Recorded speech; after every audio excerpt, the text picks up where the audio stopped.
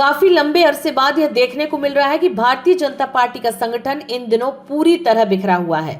इंदौर में जनता जहरीले पानी के जहर से त्राहिमाम कर रही है, तो ग्वालियर में वकील और ब्राह्मण समाज मिलकर भाजपा की खटिया खड़ी किए दे रहे हैं। जबलपुर में सरेआम हत्याओं के मामले में जो रिकॉर्ड बने हैं वे और भी ज्यादा शर्मनाक हैं।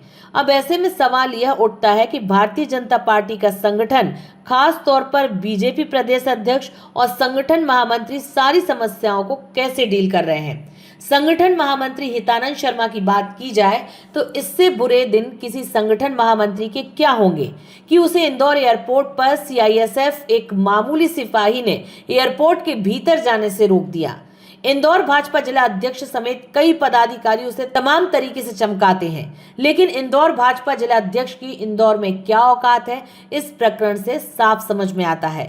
वैसे भी यह नया इसलिए नहीं नजर आता क्योंकि पिछले कुछ वर्षों से संगठन में अनुभव को दरकिनार कर सिर्फ सिर गिनने की प्रथा चल रही है।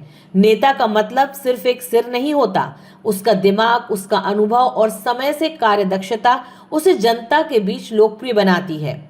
एक नेता को बनने में 20 से 25 साल लगते हैं, लेकिन संगठन में कुछ लोगों को यह लगने लगा है कि चेहरे मोहरे से ही नेता चलता है।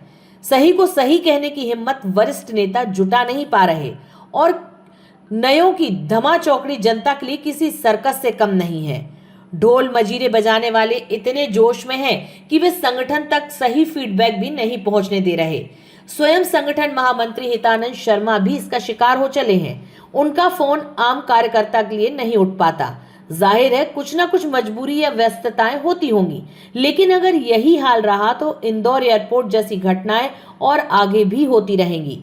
संगठन महामंत्री हितानंद शर्मा को खुद सोचना होगा कि संगठन को मजबूत और लोकप्रिय बनाए रखने के लिए कुछ जिम्मेदारियों का तो खुद निर्वहन करना ही होगा। दूसरों के भरोसे बहुत कुछ आशाएं नहीं की जा सकती।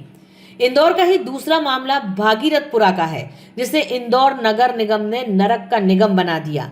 जिम्मेदार भाजपा पार्षद और महापौर खीसे निपोर रहे हैं और संगठन लाचार है। भारतीय जनता पार्टी जिसे वार्ड पार्षद का टिकट देती है, उस वार्ड पार्षद की क्या कोई जिम्मेदारी नहीं है? वह सिर्फ नेतागिरी के लिए पैदा हुआ है। पूरे प्रदेश में अधिकांश स्थानों पर वार्ड पार्षद अवैध वसूली के जरिए अपनी जेबें भरने में लगे हुए हैं। जनता की समस्याओं से उन्हें कोई सरोकार नहीं है। बीजेपी प्रदेश अध्यक्ष और संगठन महामंत्री की लाख समझाइश के बाद भी वे जनता के बीच कम होर्डिंग बैनर में ज्यादा नजर आते हैं। संगठन ने आज दिनांक तक इंदौर के उन पार्षदों की खबर नहीं ली जिनकी वजह से ये समस्या पैदा हुई। वैसे भी हर छोटे काम के लिए मंत्री और मुख्यमंत्री जिम्मेदार नहीं होता, लेकिन निचले स्तर पर यह जिम्मेदारी तय कौन करेगा, इसको लेकर संगठन में जबरदस्त अंधकार छाया हुआ है। स्वर्गीय कुशाभाऊ ठाकरे के दौर में कैलाश जोशी, सुंदरलाल पटवा, प्यारेलाल खंडेलवाल, नारायण प्रसाद गुप्ता आदि नेताओं ने बीजेपी में जो अनुशासन तथा कर्तव्य निष्ठता की नींव रखी थी, वह अब सिरे से नदारत नजर आती है।